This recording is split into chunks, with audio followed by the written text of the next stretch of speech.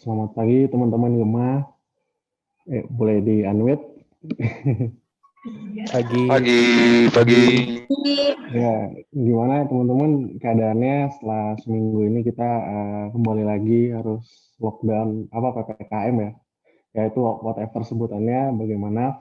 Ya gue berharap teman-teman yang ada di rumah semua dalam keadaan baik-baik aja.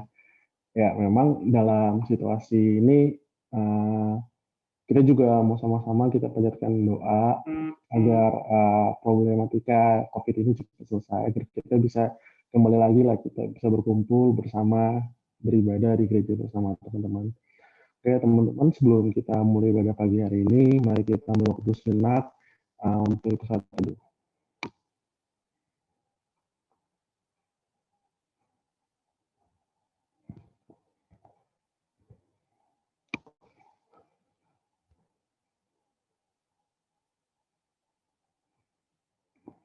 Ya teman-teman, mungkin seminggu, 2 minggu lah ya, 2 minggu kebelakangan ini kita dipenuhi dengan kekhawatiran, kecemasan.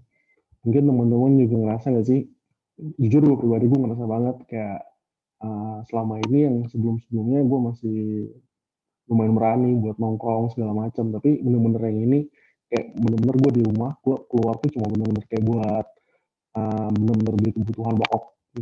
Dan terus IG gue itu bener-bener dipenuhin kayak orang-orang teman-teman gue, bahkan teman-teman deket gue udah banyak yang masuk rumah sakit, banyak yang isoman di Wisma Atlet dan sebagainya. Banyak juga yang kehilangan orang-orang tercinta, kehilangan orang tua dan sebagainya. Tapi satu hal yang gue mau remind ke teman-teman bahwa kita sebenarnya nggak perlu takut teman-teman. As long as kita menjaga segala protokol dan sebagainya, kita nggak perlu takut dan kita juga harus ingat teman-teman karena masih ada yang peduli sama kita teman-teman. Itu Tuhan. Tuhan itu selalu peduli dan selalu menjadi kekuatan kita dikala kita sedang menghadapi cobaan yang besar. Mungkin kalian merasa nggak ada yang peduli sama kalian, Tuhan masih selalu dan nggak pernah berhenti peduli sama kalian, teman-teman. Mari kita bersama-sama kita nyanyikan lagu Allah Peduli.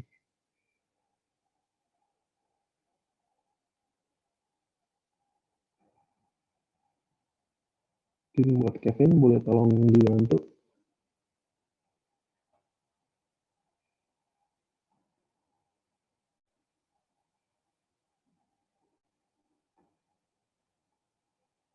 Oke, sebentar ya. Oke.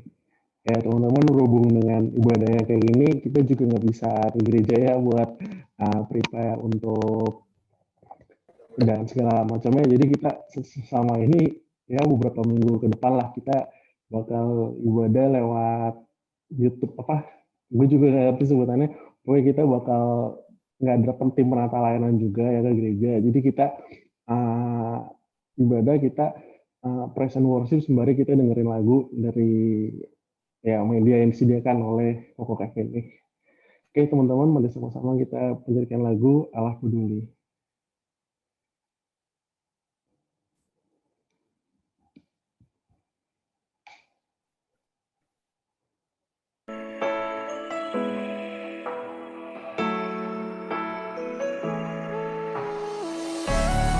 Gue mau sama-sama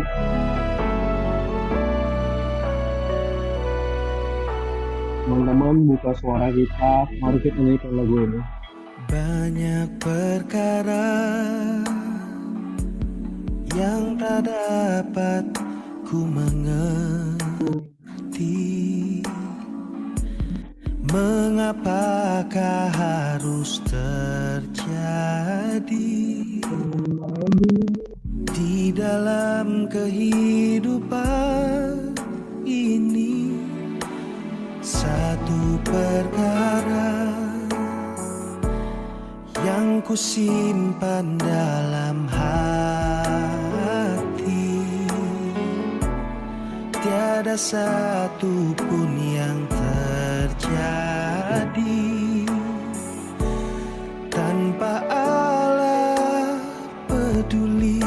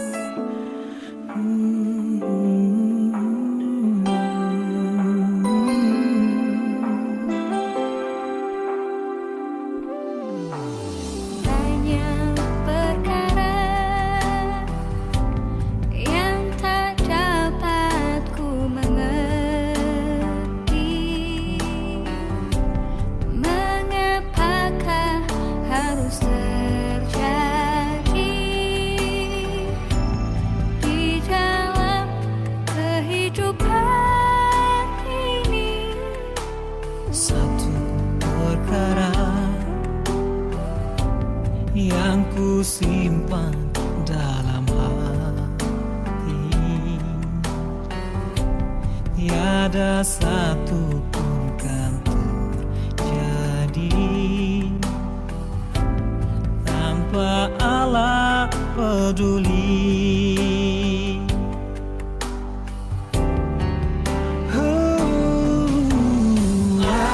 Allah mengerti, Dia peduli segala persoalan yang kita hadapi. Tak akan pernah dibiarkannya ku bergumul sendiri.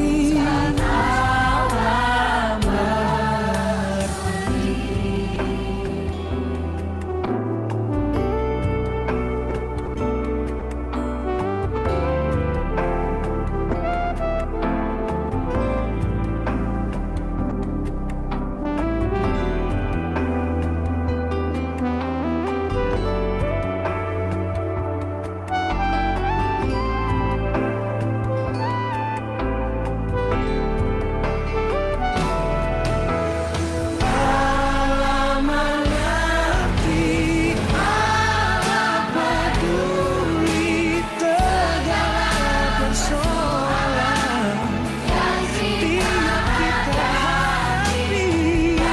Takkan pernah dibiarkan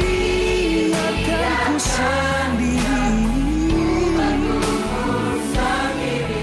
Sebab Allah mengerti. Takkan pernah dibiarkan sendiri. Sebab Allah mengerti. Dia tak biarkanmu sendiri. Sebab Allah mengerti.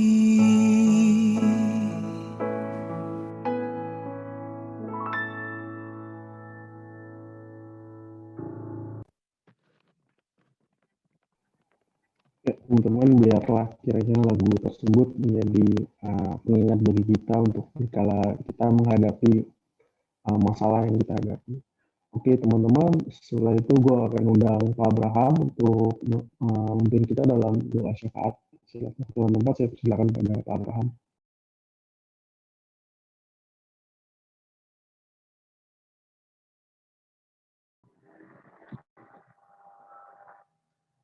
Oke, baik, kita akan berdoa. Bapa Surgawi, biarlah pujian tadi memberikan ketenangan, kelegaan, kedamaian, dan pengharapan buat kami.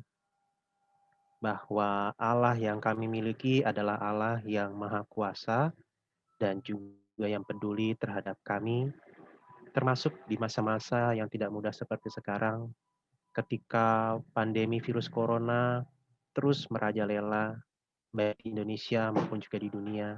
Dan memang di beberapa waktu terakhir di Indonesia, khususnya di beberapa kota besar di Pulau Jawa, tingkat penularan penyakit ini semakin tinggi dan itu semakin mendekat kepada kami, bahkan juga ada orang-orang terdekat kami yang terpapar oleh virus ini. Kami berdoa untuk setiap kami, anak-anak Gema, dan juga keluarga kami. Kami mohon Kau yang lindungi dan jagai kami.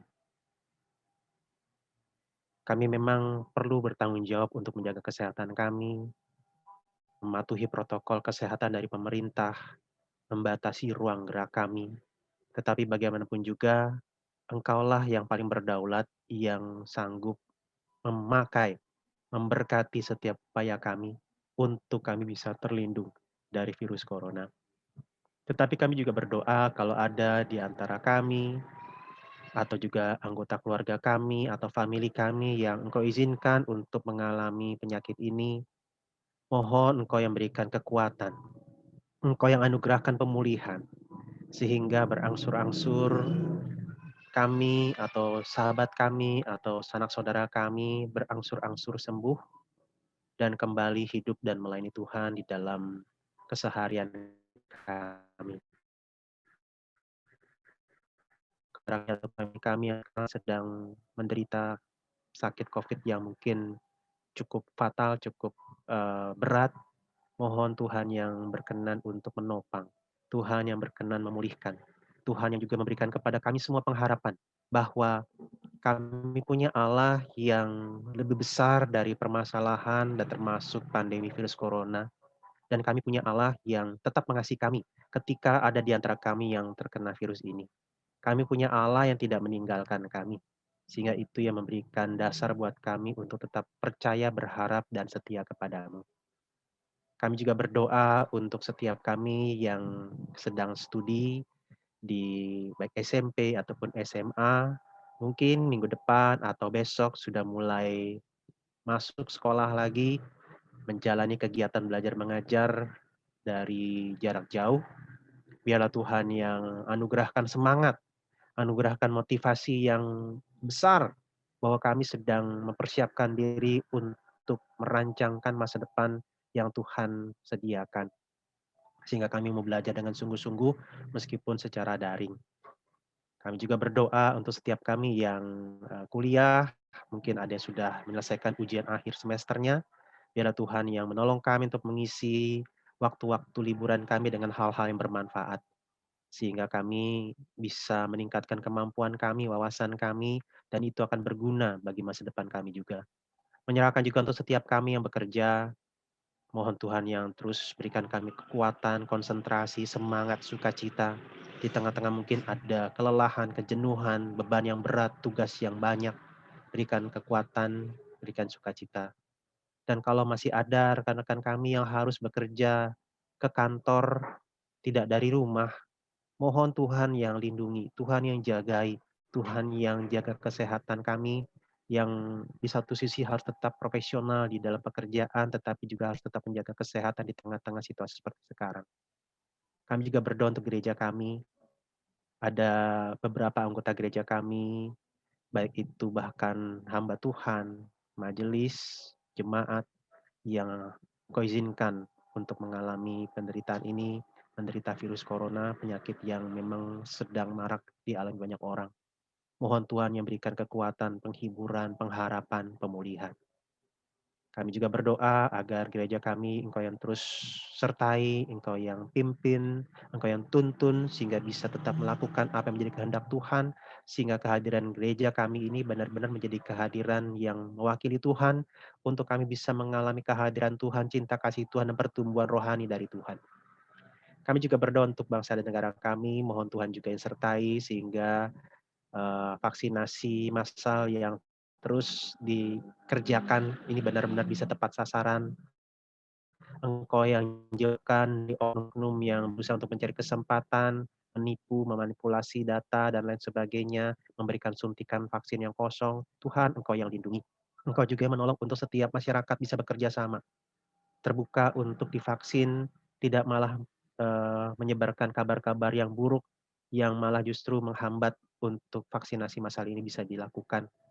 Tuhan juga yang jagai setiap nakes, baik yang di Wisma Atlet maupun di beberapa tempat yang lain, di rumah sakit yang ada, ataupun juga mungkin yang di hotel-hotel. Tuhan, Engkau yang jaga kesehatan mereka di tengah-tengah upaya mereka untuk profesional dan juga tetap belajar untuk berbelas kasih kepada pasien. Mohon Tuhan lindungi dan jagai mereka, sehingga mereka bisa tetap profesional di dalam bidangnya dan mereka tetap terjaga kesehatannya. Ya Tuhan, inilah doa kami. Kami juga menyerahkan untuk dunia ini ke dalam tangan-Mu. Biarlah Tuhan juga yang sertai, Tuhan yang terus anugerahkan kedamaian di berbagai tempat termasuk di Timur Tengah, sehingga kami bisa mengalami sukacita dari Tuhan, dan ini menjadi satu hal yang baik juga untuk kami bisa tetap terjaga kesehatannya di masa-masa yang tidak mudah ini. Inilah doa kami ya Bapa, tolong kami untuk terus mengarahkan hati kami kepadamu saja. Inilah doa kami, mohon Tuhan juga yang pimpin ibadah kami dari saat ini hingga sampai selesai nanti. Dalam nama Tuhan Yesus kami berdoa, amin. Amin. Ya, teman-teman, masih semangat gak untuk memuji Tuhan teman-teman? Mungkin dengan keadaan seperti ini, pada semangat gak nih teman-teman untuk memuji Tuhan? Amin. Ada. Amin. Amin. Nah, akhirnya ada yang nanggepin juga, nggak kayak ngomong sendiri. Jujur gue agak bingung ya untuk ibadah kayak gini. Gue juga nggak terbiasa, ini first time banget. Tapi gue tetap mau ingetin teman-teman, dalam apapun kondisinya, marilah kita sama-sama beribadah, kita memuji Tuhan. Mari kita naikkan pujian Kau yang terhebat.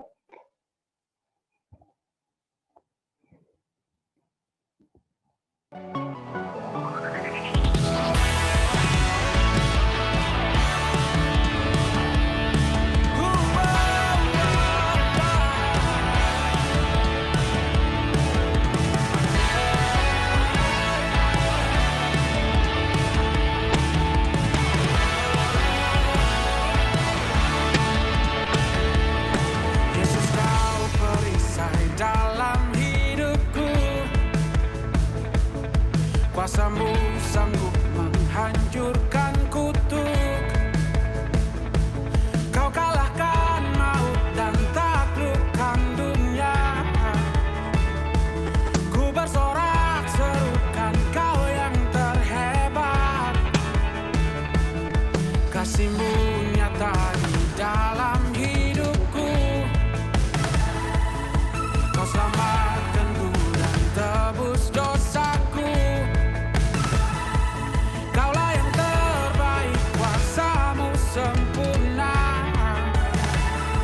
Kau juru selamatku yang bertahta selamanya. Kaulah Tuhan, kebenaran yang hidup, yang berkuasa. Selamanya di dalamku, Kau terhebat. Ku bersorak, tinggikan nama-Mu. Nyata di dalam hidupku. Kau selamatkanku dan tebus dosaku. Kaulah yang terbaik, kuasa-Mu sempurna. Kau juru selamatku yang bertahta selamanya. Kaulah Tuhan, kebenaran yang hidup, yang berkuasa. Oh yeah. Selamanya di dalamku. Kaulah Tuhan, kebenaran yang hidup, yang berkuasa. Oh yeah. Selamanya di dalamku. Kau terhebat. Ku bersorak, tinggikan nama-Mu.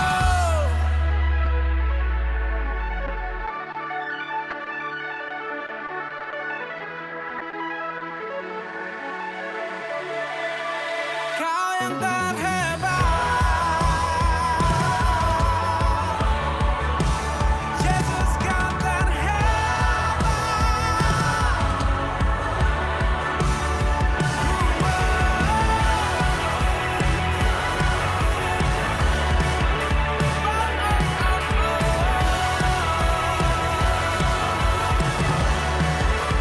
Tinggikan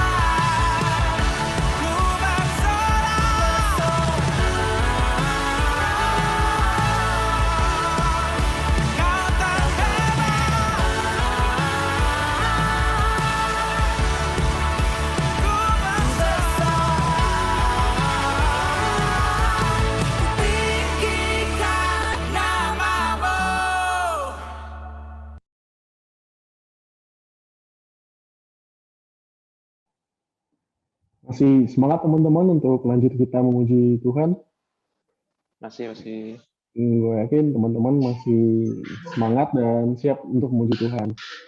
Seperti kata gue yang tadi, jangan biarkanlah keterbatasan ini membatasi kita dalam memuji Tuhan. Mari kita lanjut nyanyikan pujian Nothing's Gonna Stop Us Now.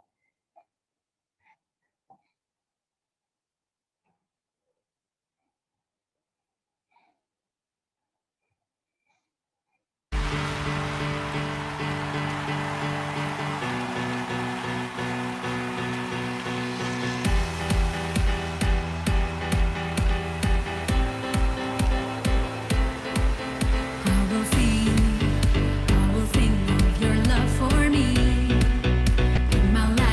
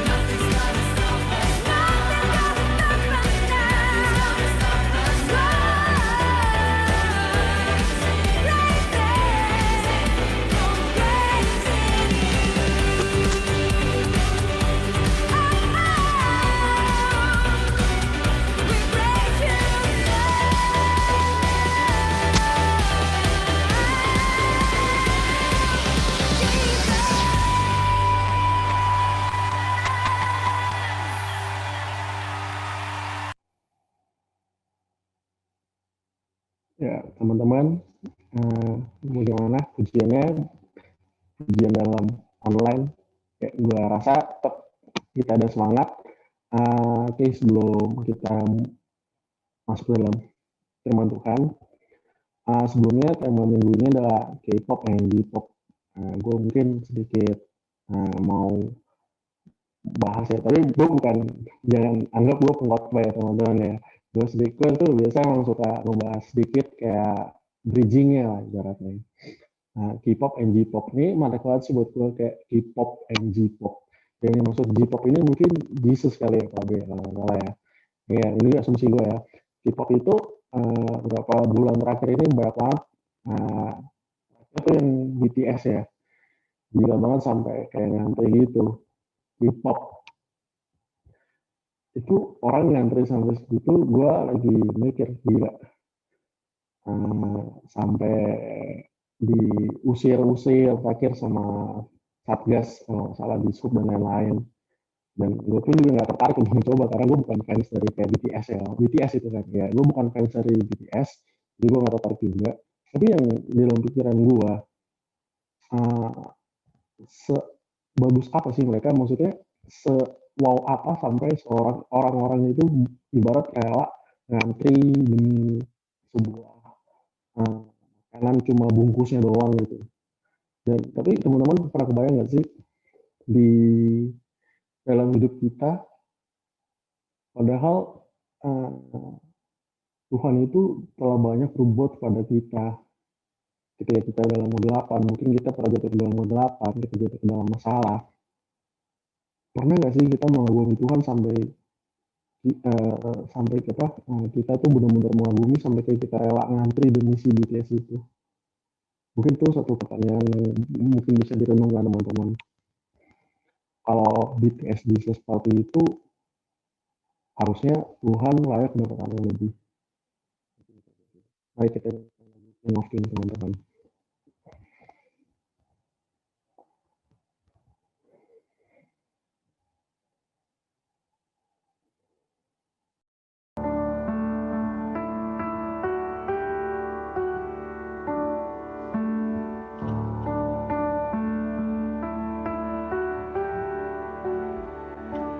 In the darkness, we were waiting without hope, without light, till from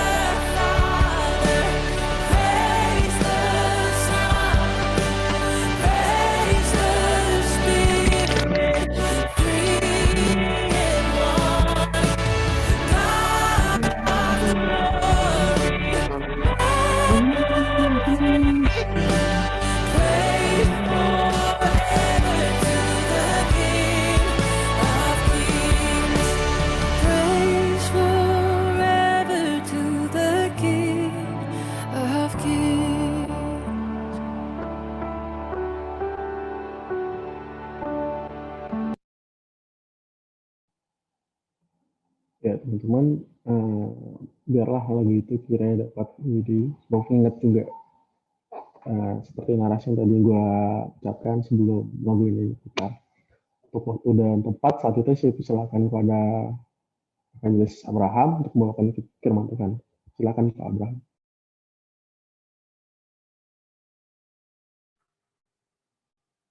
Mari kita berdoa. Ya Bapa, benar Engkau adalah Allah yang merupakan Raja segala Raja. Yang pantas untuk memerintah, yang pantas untuk menjadi yang melindungi kami dari segala mara bahaya, dari segala macam musuh yang bisa mengancam kami. Dan biarlah melalui firman-Mu yang akan kami renungkan bersama pada hari ini, kami semakin ditolong untuk merajakan Engkau di dalam kehidupan kami. Mohon Kau layakkan hamba-Mu untuk menyampaikan firman-Mu, karena firman begitu kudus dan mulia, sedangkan hamba-Mu begitu penuh dengan kelemahan, kekurangan, dan keterbatasan. Pakailah dia seturut dengan kehendak-Mu, berkaryalah melalui dia, ungkapkanlah isi hati-Mu kepada setiap kami, sehingga ketika kami mendengarkan penjelasan demi penjelasan mengenai isi kitab suci yang akan kami renungkan pada hari ini, kami sedang mendengarkan perkataan Allah yang begitu mencintai kami, sehingga setiap kata-katanya adalah kata-kata yang pasti, bukan sebuah kebohongan dan kepalsuan, dan kata-katanya pasti penuh dengan cinta, bukan dengan penuh kebencian dan penipuan. Inilah doa kami. Mohon Kau yang siapkan hati kami, Engkau juga yang berkenan untuk memberkati jaringan internet yang kami gunakan, sehingga tidak menghalangi kami untuk mengalami kehadiran dan sapaan-Mu yang penuh dengan cinta itu. Dalam nama Tuhan Yesus kami berdoa. Amin. Oke, selamat siang ya teman-teman. Saya akan coba share screen. Atau mau Kevin yang share atau gimana? Saya yang share. Boleh Pak Abe? Oh, oke, saya yang coba ya. Ya. Bisa di ini dulu, diizinkan untuk sharing.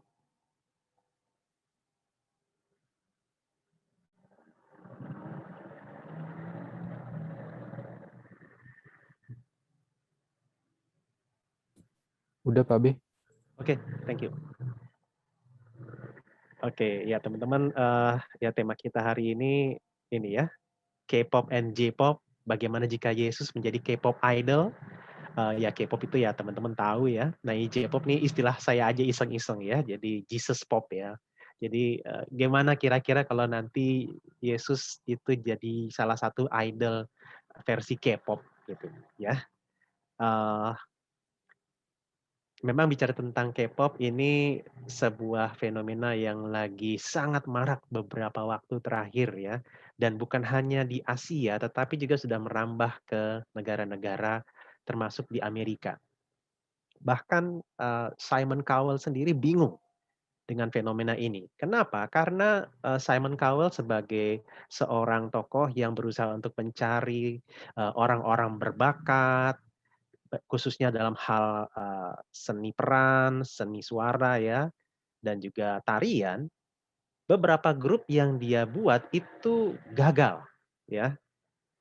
Ambil contoh One Direction, awalnya bagus, awalnya sukses, akhirnya pecah.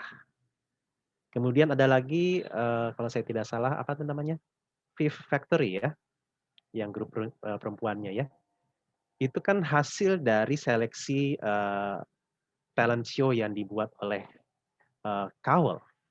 Jadi penyanyi-penyanyi dalam bentuk boy band atau girl band itu gagal di daerah-daerah barat Eropa dan Amerika. Tidak bisa bertahan lama. Dulu juga sempat ada Il Divo ya, tapi itu pun sudah nggak kedengeran lagi. Nah, yang bingung adalah kenapa tiba-tiba di Asia ini, khususnya di Korea, bermunculan grup-grup ini, boy band, girl band yang sangat populer sekali, sangat digemari sekali, banyak sekali fansnya. Dan bahkan ya teman-teman udah mulai bisa membaca pergerakan pasar entertainment di sana ya. Bagaimana BTS ambil contoh, lagu-lagunya sudah mulai menggunakan lirik berbahasa Inggris. termasuk juga Blackpink dengan beberapa personelnya yang khususnya misalnya seperti Rose ya, yang meluncurkan single-single yang berbahasa Inggris juga. Jadi kesuksesan mereka ini menjadi sebuah tanda tanya tapi sekaligus daya tarik untuk orang-orang bukan hanya Asia tetapi Barat, Eropa, Amerika itu ingin mencicipi seperti apa kehebatan dan pesona dari K-pop ini, ya. Nah, sampai-sampai ya seperti tadi sudah sempat disinggung oleh Jojo ya, WL kita, bahkan salah satu restoran cepat saji ini pun mendulang kesuksesan ya ketika menggandeng salah satu boyband Korea ini ya.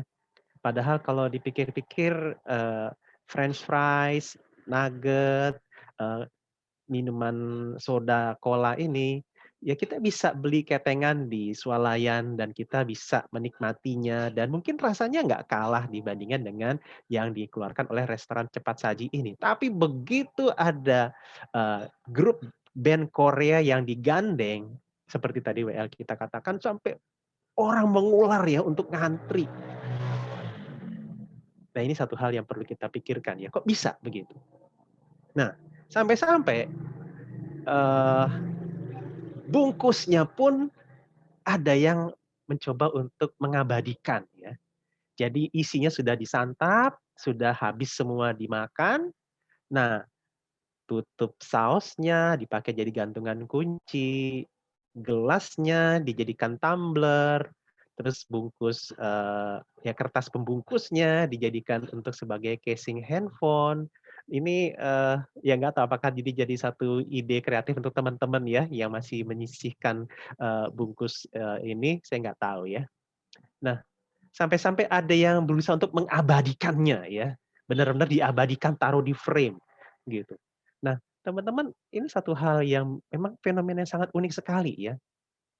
Meskipun memang ada yang beli paket makanan ini karena penasaran, pengen tahu seperti apa rasanya. Ada yang memang karena benar-benar bukan karena makanannya, tetapi karena grup band yang digandeng itu yang menjadi pesonanya. Tetapi ada juga kaum oportunis ya, oportunis maksudnya pencari kesempatan karena ngelihat, banyak yang pingin, fansnya banyak, pingin beli paket ini, ya sudah saya beli juga beberapa paket, nanti saya jual kembali kepada mereka dengan harga yang lebih tinggi karena memang ini sulit untuk didapat. Nah jadi memang ada yang sebenarnya nggak ngefans sama grupnya, tapi tertarik dengan para fansnya, bagaimana fans-fans ini bisa diambil keuntungan oleh mereka, ya. Nah, tapi artinya ada daya tarik magis dari kelompok ini sehingga para fansnya bisa sedemikian nempel bahkan bersedia membeli paket yang tidak ada souvenir jelasnya, mereka tidak mendapatkan keuntungan finansial apa-apa, tidak ada hadiah yang bisa diundi, kupon gesek yang bisa kemudian dikirimkan ketika ada tulisan selamat Anda dapatkan uang sekian, tapi mereka mau beli. Mereka bersedia merogoh kocek sampai ratusan ribu, bahkan bersedia juga untuk memberikan tip kepada pengantar online tersebut ya yang harus membawa makanan tersebut. Nah, teman-teman, ini satu hal yang sangat menarik ya. Nah, pertanyaannya bagaimana jika Yesus menjadi seperti K-pop idol? Kira-kira gimana ya? Nah, teman-teman, sebenarnya ini bukan satu hal yang asing. Kenapa? Karena kalau misalnya ambil contoh di dalam Injil Yohanes, Yohanes pasal 6, kalau nanti teman-teman mau baca lebih utuh, maka Yohanes pasal 6 diawali dengan kisah Yesus yang memberi makan 5.000 orang. Tapi sebenarnya kalau nanti teman-teman baca dengan teliti, sebenarnya bukan 5.000 orang, tetapi 5.000 laki-laki. Maksudnya 5.000 pria dewasa yang kemungkinan besar sekali mereka akan membawa istri dan anak. Minimal istri, maksimal anak sekian-sekian jumlah. Jadi bukan 5.000 orang, tetapi bisa jadi minimal 15.000 orang yang hadir di dalam tanda kutip panggungnya Yesus. Bayangkan saudara, ada tempat di Jakarta yang muat kapasitas 15.000 orang, kira-kira di mana? Nah, Yesus yang menjadi senternya di situ. Yesus yang menjadi pusat perhatian di situ. Dia melakukan berbagai hal, mengajar dengan penuh hikmat, dengan penuh wibawa, dan kemudian setelah mereka, para tamu ini, para pengunjung ini, para penggemar ini selesai mendengarkan materi yang ia sampaikan, dapat konsumsi lagi. Nah, memang teman-teman, kenapa bisa sampai dicatat 5.000 orang laki-laki, padahal zaman itu belum ada counter, belum ada alat pengukur yang sangat canggih. Karena nanti kalau teman-teman baca di dalam kitab-kitab paralelnya ya, Injil Matius, Markus, Lukas ya, itu orang-orang ini diminta untuk duduk berkelompok-berkelompok sehingga bisa dengan sangat teratur dilayani dan juga bisa dengan mudah dihitung jumlahnya.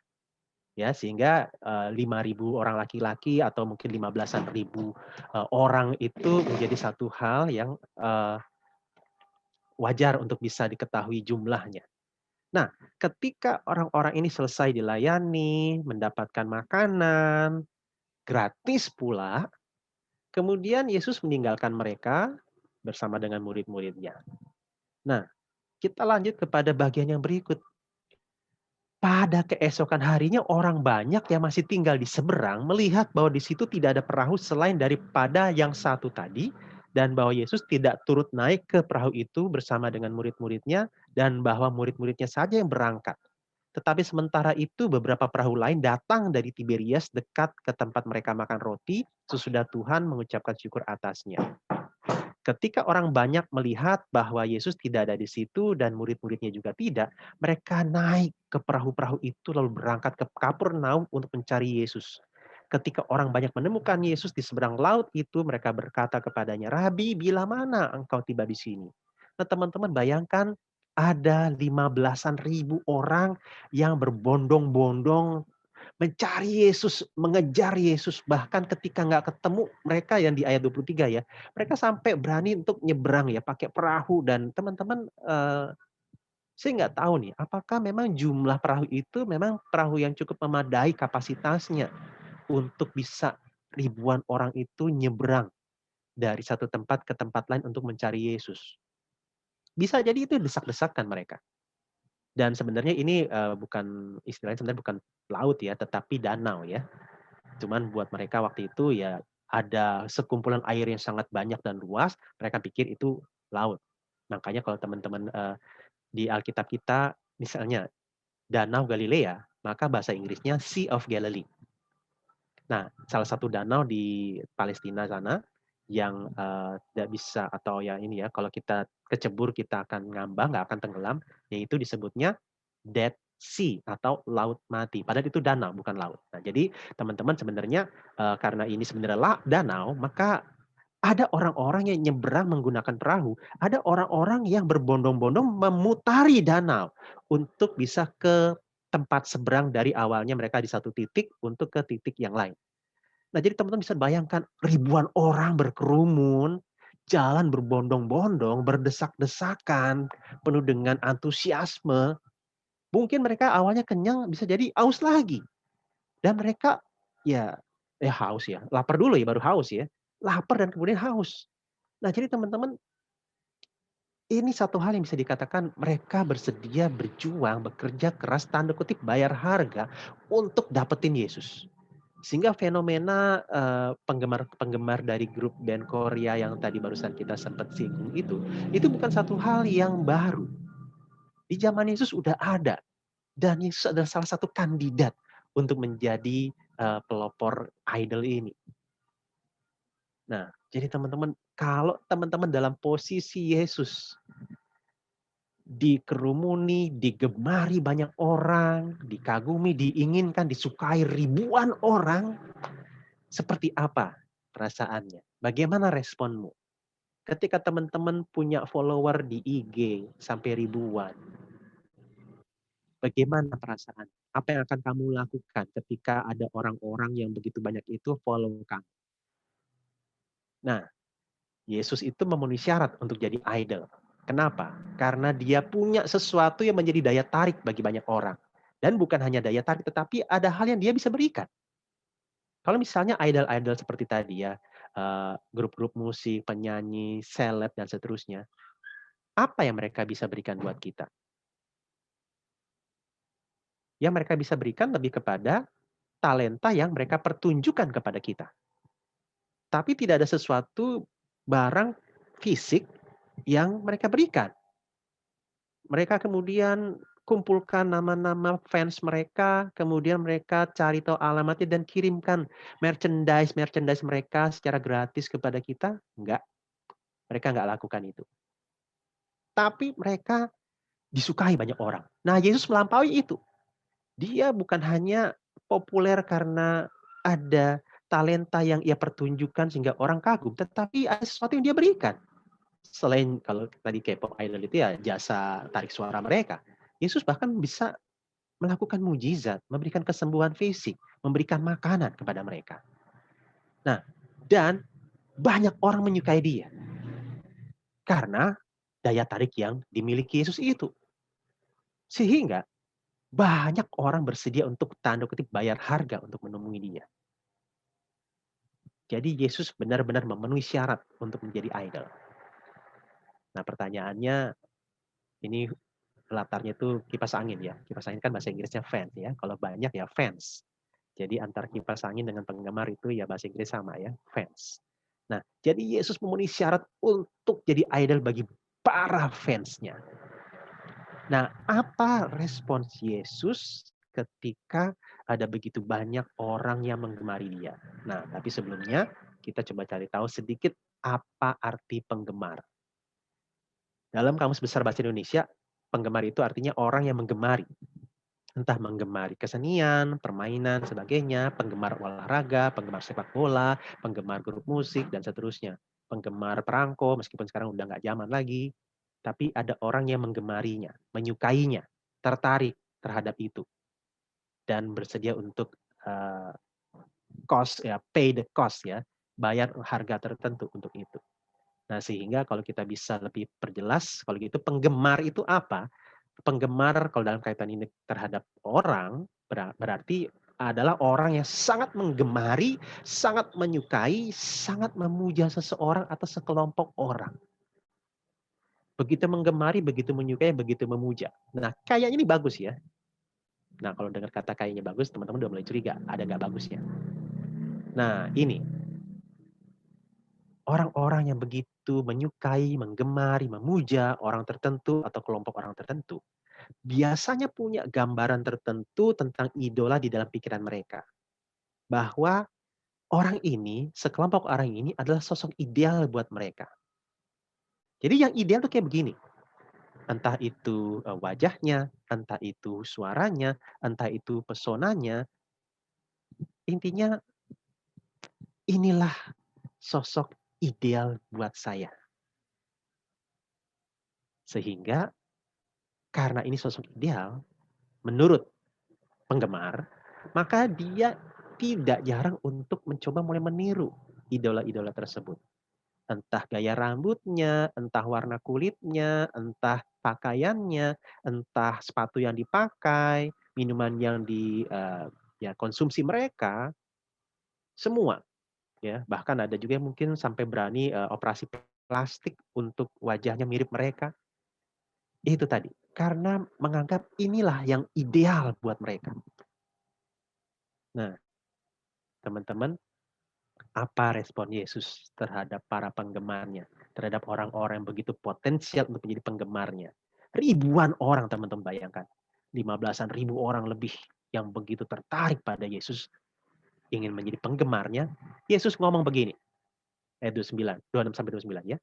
Aku berkata kepadamu, sesungguhnya kamu mencari aku bukan karena kamu melihat tanda-tanda, melainkan karena kamu telah makan roti itu dan kamu kenyang. Jadi artinya mereka berharap bahwa saya ikut dia aja deh, karena untuk urusan perut pasti terjamin. Nanti saya lapar, tinggal ada mujizat, kenyang saya. Nah, ayat 27, bekerjalah bukan untuk makanan yang akan dapat binasa, melainkan untuk makanan yang bertahan sampai kepada hidup yang kekal yang akan diberikan anak manusia kepadamu. Sebab dialah yang disahkan oleh Bapa, Allah dengan meterainya. Lalu kata mereka kepadanya, apakah yang harus kami perbuat supaya kami mengerjakan pekerjaan yang dikehendaki Allah? Jawab Yesus kepada mereka, inilah pekerjaan yang dikehendaki Allah, yaitu hendaklah kamu percaya kepada Dia yang telah diutus Allah.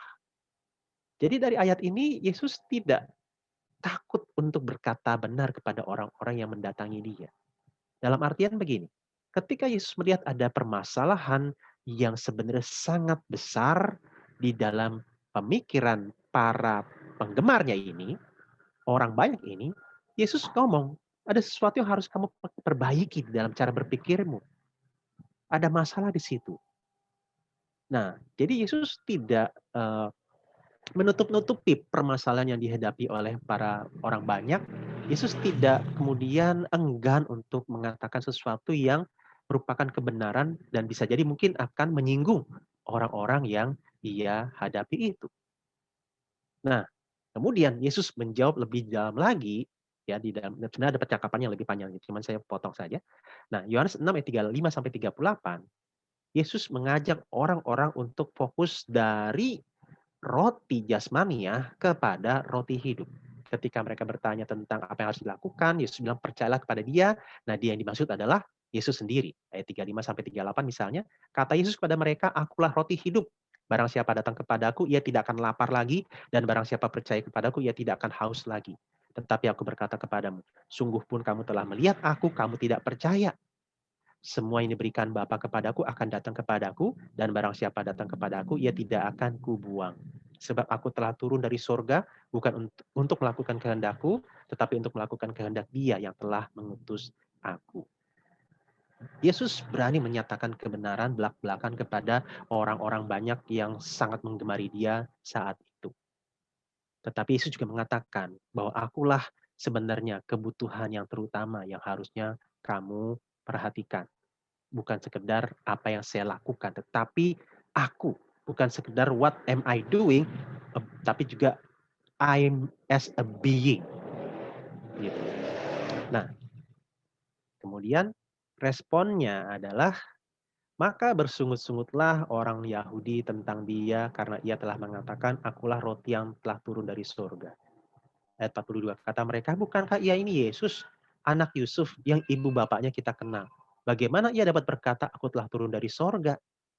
Nah, jadi teman-teman, dari sini kita melihat ternyata respon para pendengarnya waktu itu, respon orang banyak waktu itu adalah ya ini. Ah, kok Yesus begini? Dia bilang dia roti dari sorga. Dia bilang dia telah turun dari sorga. Berarti dia Allah dong.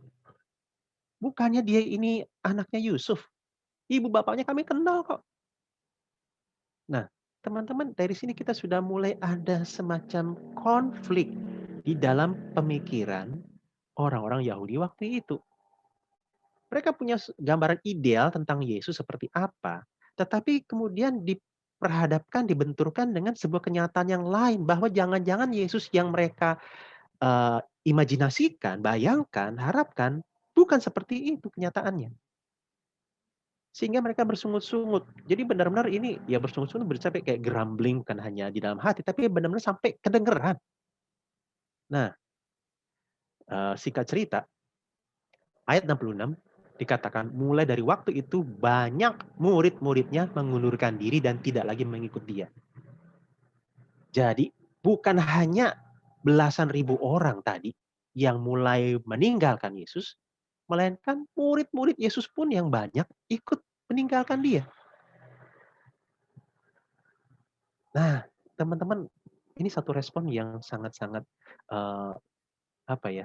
menyedihkan ya kalau kita dalam posisi idol, terus tiba-tiba dalam ibaratnya teman-teman lagi konser gini ya, teman-teman lagi konser, lagi manggung atau lagi nyanyi atau stand up comedy atau lagi teman-teman seperti saya lagi khotbah, tahu-tahu semua atau mungkin ya dari ribuan orang yang denger, mulai pada pergi, kursi-kursi pada kosong.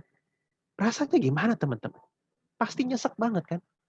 Nah, jadi teman-teman, dari sini kita bisa mendapatkan sebuah petunjuk bahwa penggemar itu, salah satu karakteristiknya adalah bisa dengan segera meninggalkan idolanya ketika harapan atau keinginan yang terdapat dalam hatinya tidak lagi terpenuhi atau gambaran idealnya tidak sesuai dengan kenyataan. Nah, jadi orang-orang Yahudi waktu itu hanya berpikir bahwa saya punya seorang rabi, guru agama yang luar biasa, yang sangat berhikmat, pengajarannya sangat dalam, dia sangat berwibawa, dia bisa membuat saya kenyang. Tapi saya nggak mau kalau dia itu Allah. Saya nggak setuju. Karena apa? Saya tahu kok. Dia tinggal di rumah Yusuf. Bapak ibunya saya kenal. Kok tiba-tiba dia bilang dia Allah? Jadi ada konflik antara gambaran ideal di dalam pikiran para penggemarnya ini dengan kenyataan. Sehingga ketika ada konflik, maka tidak jarang mereka akan meninggalkan sang idola. Sehingga tidak jarang juga terjadi perubahan dari fans menjadi haters. Sehingga ya kalau teman-teman ikutin terus ya infotainment ya seputar K-pop itu ataupun ya bintang film Korea, tidak jarang mereka para idola ini ya begitu tertekan oleh komentar-komentar para haters sehingga mereka bunuh diri. Nggak tahan. Karena haters itu merasa kecewa. Gambar ideal mereka tidak sesuai dengan kenyataan yang ditunjukkan oleh si idola. Semakin si idola ini terekspos kehidupannya, semakin mulai haters muncul. Karena ya banyak kali itu tadi, kekecewaan terjadi. Ya, sehingga kesimpulannya, Yesus tidak mungkin jadi idol. Kenapa? Pasti penggemarnya akan bilang, parah nih, gue nggak mau, nggak setuju. Jadi diberikan label yang buruk, dan akhirnya apa? Ditolak. Yesus nggak mungkin jadi idol. Kalaupun nanti ada orang-orang yang menggemari dia, cepat atau lambat, Yesus akan ditinggalkan. Karena gambaran-gambaran ideal yang dimiliki para penggemar ini, satu saat cepat atau lambat akan dipertentangkan dengan kenyataan bahwa ternyata Yesus tidak seperti yang mereka bayangkan dan harapkan. Nah, tetapi teman-teman, kisah belum selesai. Ketika ada ribuan orang meninggalkan Yesus dalam hari yang sama itu, kemudian Yesus menengok kepada 12 muridnya. Di ayat 67-69. Apakah kamu tidak mau pergi juga? Jawab Simon Petrus kepadanya. Tuhan, kepada siapakah kami akan pergi? Perkataanmu adalah perkataan hidup yang kekal, dan kami telah tahu bahwa kami telah percaya dan tahu bahwa Engkau adalah yang kudus dari Allah. Nah, teman-teman, jadi dalam hal ini yang saya cetak tebal ya, ada hal yang membuat ke-12 muridnya ini tidak pergi meninggalkan Yesus. Karena fokusnya mereka bukan kepada gambaran ideal tentang Yesus yang ada di dalam pikiran mereka. Meskipun memang masih ada hal seperti itu nantinya ya. Sehingga Petrus sampai pernah marahi Yesus ketika Yesus bilang, saya akan ditangkap dan dianiaya dan nanti akan mati disalib. Petrus sampai tarik dia dan bilang, sekali-kali ini nggak akan terjadi. Jadi Yesus dimarahin sama Petrus. Artinya dia masih punya gambaran ideal tentang Yesus di dalam benaknya. Dan memang nantinya Petrus sampai menyangkal Yesus. Tapi setidaknya dari sini, ada hal yang masih membuat orang-orang ini, 12 murid ini tidak meninggalkan Yesus. Ya. Perkataanmu adalah perkataan hidup yang kekal, engkau adalah yang kudus dari Allah. Jadi mereka mempercayai bahwa yang benar adalah perkataan Yesus, hidup yang kekal, perkataan hidup yang kekal. Artinya ini hal yang baik buat Simon dan kawan-kawan. Baik bagi dia, dan yang kedua, dia fokus kepada siapa Yesusnya. Sehingga teman-teman bagaimana caranya agar kita itu tidak sekedar menjadi penggemar Yesus, di mana cepat atau lambat kita akan tinggalkan dia. Jawabannya adalah fokus on Jesus. Fokus kepada Yesusnya. Jangan kepada gambaran ideal tentang Yesus dalam pikiran kita. Ketika kita fokus kepada Yesus, siapa dia, seperti apa dia, apa yang ia lakukan, dan seterusnya, maka itulah yang harusnya makin mengikis gambaran ideal Yesus dalam pikiran kita. Dengan demikian, kita mulai bisa bergeser dari penggemar kepada murid. Itulah yang difokuskan oleh Petrus. Engkau yang kudus dari Allah. Ketika orang-orang waktu itu tidak terima bahwa Yesus adalah Allah yang turun dari sorga, 12 murid Yesus mengatakan melalui perwakilannya yaitu Petrus, engkau yang kudus dari Allah. Fokus mereka kepada Yesusnya. Yang apa yang ia lakukan itu benar-benar menunjukkan bahwa dia itu Allah. Sehingga mereka tidak meninggalkan Yesus. Nah teman-teman, di masa-masa sulit seperti sekarang, banyak orang yang mulai bertanya-tanya, apakah saya akan tetap mengikuti Yesus? Seberapa pantas Yesus mendapatkan pengabdian dan kesetiaan saya? Kalau saya ikut Yesus, apakah studi saya akan makin baik? Kalau saya melayani Yesus, apakah kemudian perekonomian keluarga akan meningkat? Kalau saya taat kepada Yesus, apakah nilai kuliah saya, nilai studi saya makin baik? Apakah saya makin sehat? Apakah karir saya makin menanjak? Nah, ketika kemudian dalam kenyataannya kita tidak bisa bilang ya untuk semua pertanyaan tadi, penggemar bisa jadi akan tinggalkan dia. Nah, oleh firman Tuhan hari ini, teman-teman, mari kita belajar untuk terus fokus kepada Yesus, sehingga kita tidak menjadikan Yesus sebagai idol, tetapi sebagai Allah yang berkuasa atas hidup kita. Raja, seperti tadi pujian yang di awal tadi. Raja yang di satu sisi memang pantas untuk menerima ketaatan kita, tetapi juga Raja yang wajib memelihara, menjaga kita. Sebagai penutup, ya saya ajak kita untuk mendengarkan potongan lagu yang biarlah ini terus-menerus terngiang-ngiang di dalam pikiran kita, mengajak kita untuk terus mengarahkan hati kita, mata hati kita kepada Yesus. Turn your eyes upon Jesus.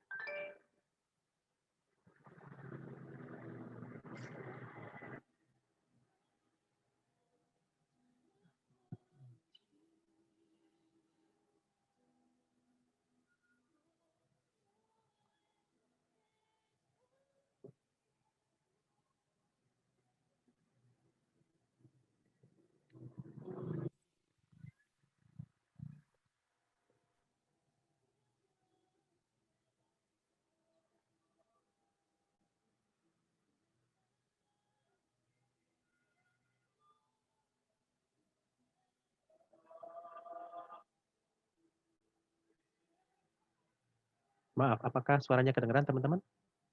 Enggak ya? Enggak, Pak Abe. Belum ada, Pak Abe. Oke.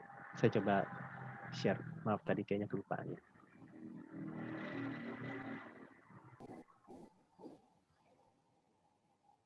In the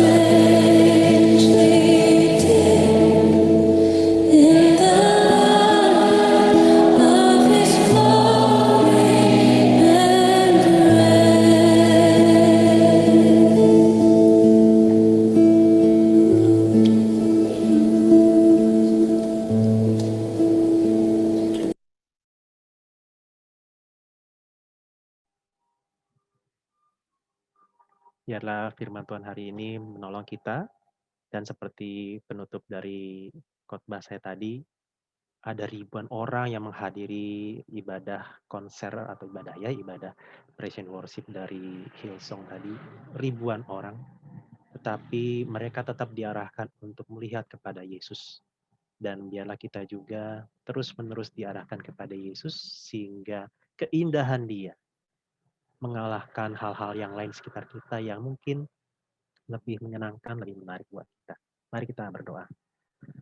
Ya Bapa, biarlah kami belajar untuk tidak hanya menjadi orang-orang yang menggemari Yesus, tetapi bersedia untuk menjadi murid Yesus, bersedia untuk membongkar apa yang menjadi gambaran ideal kami tentang Yesus, seolah-olah kami punya standar bahwa Yesus itu harusnya seperti ini, seperti itu, seperti ini, seperti itu.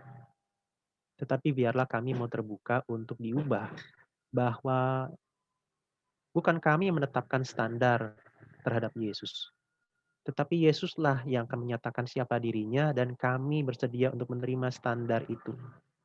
Bahwa Yesus adalah pribadi yang memenuhi standar untuk menjadi Allah, menjadi Raja, menjadi yang terutama di dalam kehidupan kami, bukan diri kami.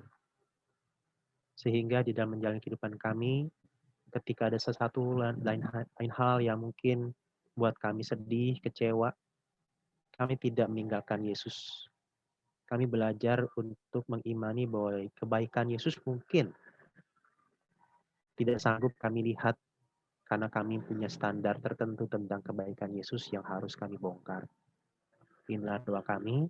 Biarlah setiap ibadah yang kami ikuti, perenungan firman yang kami dapatkan, terus-menerus membongkar, memperbaiki, memulihkan, memperutuh, menyempurnakan pemahaman kami, iman kami tentang Yesus. Sehingga kami belajar untuk mengikutnya seumur hidup. Inilah doa kami. Dalam nama Tuhan Yesus kami berdoa. Amin.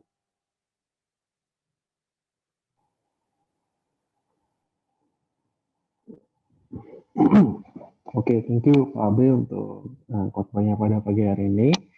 Ya teman-teman, sedikit pengumuman mungkin untuk minggu kita bakal ibadah seperti ini sampai bulan depan mungkin, atau sampai ada keputusan selanjutnya dari pemerintah mengenai keterbatasan kebukaan gerejanya. Oke, setelah itu mungkin teman-teman kita juga ada dari Gema, kita ada official account lain, mungkin boleh teman-teman di add buat info-info, ya itu sudah dibagikan oleh Kevin di chat.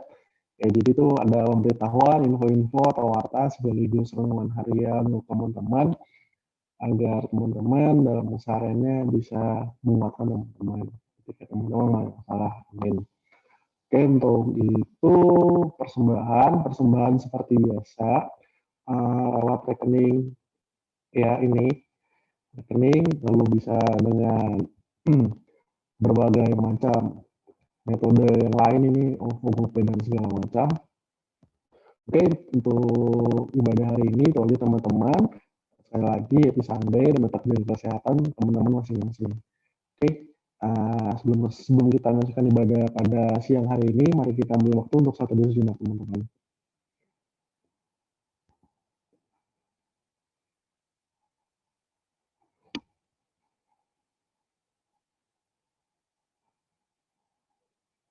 Ya, amin. Oke. Ya, happy Sunday teman-teman. Untuk ibadah hari ini sudah selesai. Semoga kita bisa bertemu lagi minggu depan. Amin. Kesehatan selalu teman-teman. Thank you semuanya, thank you Jo pelayanannya, thank you Pak Abe. Happy Sunday semuanya, sehat-sehat ya. God bless.